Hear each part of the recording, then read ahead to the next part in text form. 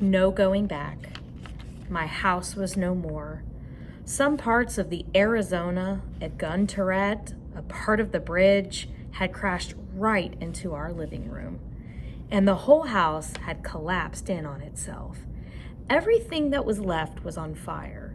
Somewhere in the back of my brain, a little voice said, "Go, get some water, a bucket of sand. You have to put the fire out." But the bigger part of my brain already knew it was hopeless. The house was a complete loss. Everything we owned was gone.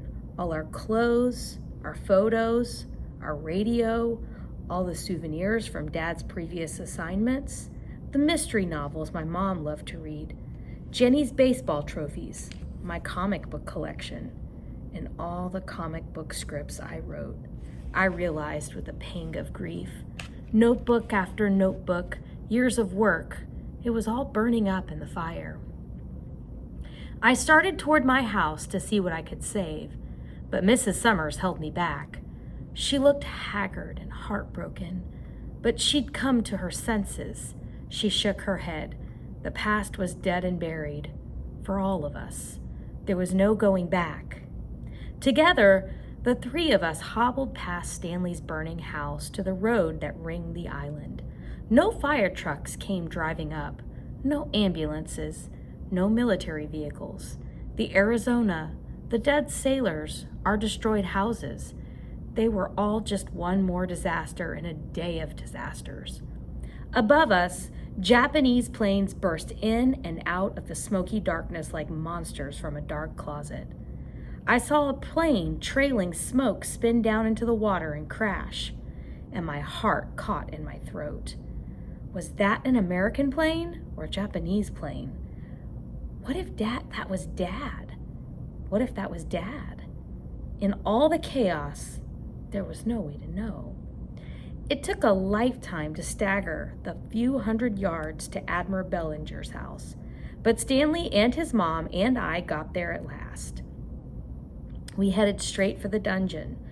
Two boys stood guard nervously near the entrance, and ice crawled across my skin when I saw who they were. Arthur Edwards and Johnny Ross, the bullies who'd beat up Stanley. But we surely all had bigger things to worry about now, didn't we? Stanley and his mother and I moved toward the entrance of the dungeon, and Arthur and Johnny stepped in our way. "Ah, come on," I said. "You can come in, McCoy," said Arthur, "but no Japs allowed."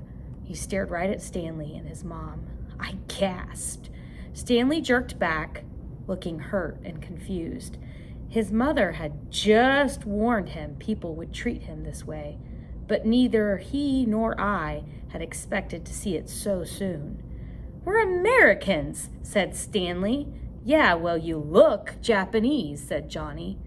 "Stop this nonsense," Mrs. Summers snapped at Arthur and Johnny. "You know us. My husband works with your fathers. You go to school with Stanley." "Not for long," said Johnny.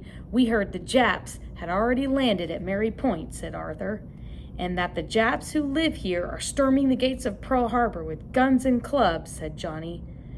I didn't know if the invasion rumors were true or not, but I knew the Japanese Americans in Honolulu would never attack the army base. They had zero reason to. Half of them worked here. "That's stupid and you know it," I said. Arthur turned on Stanley. "Well, when the Japs do come, who are you gonna shoot? Us or them?" I took a quick look to see if Stanley was okay, and Johnny decked me. I staggered, but didn't go down. My cheekbone stung something awful, though, and when I wiped my lip with my wrist, I came away with blood. Suddenly, I realized how banged up I was from everything that had happened that day. I had cuts and scrapes all over me. Bruises blossomed painfully on my back, my legs, and my arms. My clothes were soaked and torn and bloody, and I sagged with exhaustion. I must have looked rough. The last time I'd been hurt anywhere close to this bad was the incident, and I'd run from everything dangerous ever since.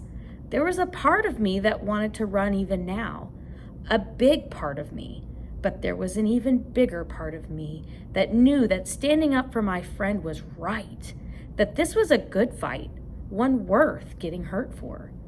You're braver than you think, Frank McCoy. Johnny hit me again, and I hit him back. I hadn't picked this fight, and neither had Stanley, and I swung with all the righteous anger of the attacked. Johnny was about to come at me, but then he saw something over my shoulder and froze. I thought he was trying the old look behind you trick to get me to take my eyes off him. But then I noticed Stanley. He was gaping at something behind me too, his eyes wide. I turned.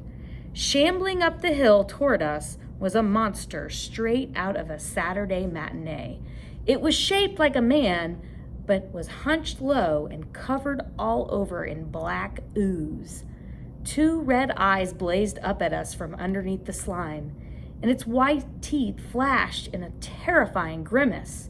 The monster pointed an oily finger at its throat and gargled, as though threatening to eat us alive, and I screamed.